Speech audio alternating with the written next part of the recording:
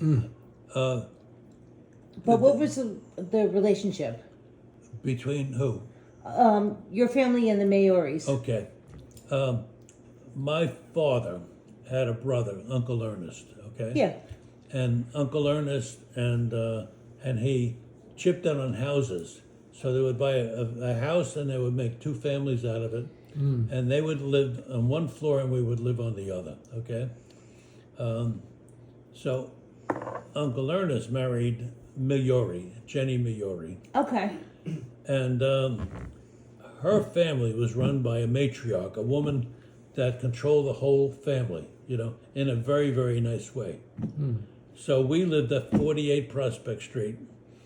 And Grandma, I call her Grandma, even though she wasn't. Grandma Magliore lived in 54, so in 48 they lived in 54.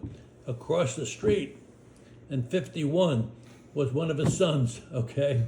So we had four of the Magliores, this close, in Prospect Street, Her husband died many years before, but she bought houses and she became a landlady and she rented and then she bought a house down in Long Branch as a seashore resort, And there was a big piece of property. There was a big house, a two-family house that she rented, and then in the back, I would call it nothing better than chicken coop. It was really a very, very primitive dwelling.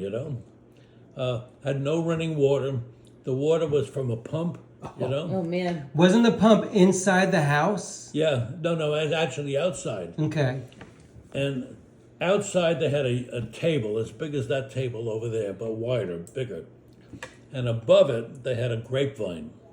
So in the summertime, the grapes would shield and shade that big giant table, and that's where everybody lived. They lived outside on that table, As far as sleeping goes, they had this horrible dwelling, but they probably had 8 beds in one room, you know what I mean? And it was a dormitory, and nobody cared, they just slept, it was fine, Jeez. So, yeah, great memories.